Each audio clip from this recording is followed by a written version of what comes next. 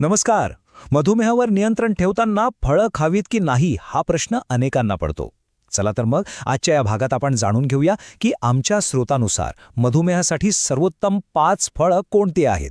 फळांमध्ये नैसर्गिक साखर असते, त्यामुळे अनेकांच्या मनात हा संभ्रम असतो. पण खरंच फळं टाळली पाहिजेत का? याच प्रश्नाचं उत्तर आज आपण शोधणार आहोत. चला तर मग वेळ न घालवता आपण थेट मुद्द्यावर येऊया आणि मधुमेहासाठी फायदेशीर असलेल्या 5 फळांची उलटी गणती सुरू करूया. पाहूया या यादीत कोणती फळं आहेत.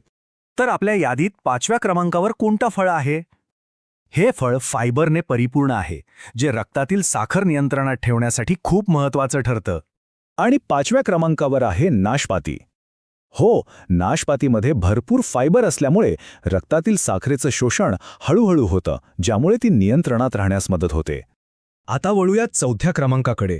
हे फळ तर आपल्या सगळ्यांच्याच परिचयाचं आहे आणि व्हिटॅमिन सीचा उत्तम स्रोत आहे. बरोबर ओळखलं. 4थ्या क्रमांकावर आहे संत्रा.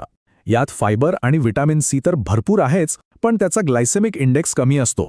म्हणूनच मधुमेहांसाठी हा एक उत्तम पर्याय मानला जातो. आता पाहूया की 3ऱ्या क्रमांकावर कोणतं फळ आपलं स्थान मिळवतंय. 3ऱ्या स्थानावर आहे किवी.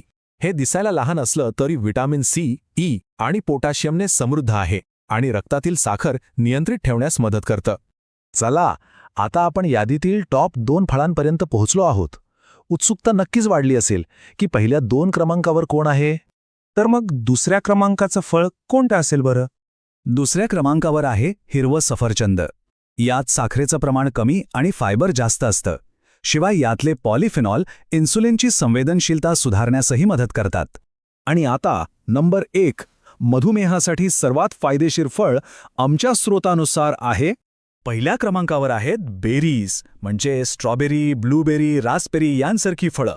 यामध्ये अँटीऑक्सिडंट्स, जीवनसत्व आणि फायबर भरपूर असतं, पण कॅलरीज आणि साखर अगदी कमी असते. म्हणूनच त्यांना या यादीत सर्वोच्च स्थान मिळालंय. तर चला एकदा पटकन उजळणी करूया. आपल्या यादीत आहेत नंबर 1 वर बेरीज, त्यानंतर हिरवं सफरचंद, किवी, संत्र आणि 5व्या क्रमांकावर नाशपाती. ही माहिती ऐकल्यावर एक विचार मनात येतो की या यादीतल्या फळांपैकी कोणतं फळ आपल्या रोजच्या आहारात सहजपणे समाविष्ट करता येईल. अर्थात कोणतंही फळ खाताना त्याचं प्रमाण नियंत्रणात ठेवणं हे सगळ्यात महत्त्वाचं आहे, हे विसरून चालणार नाही.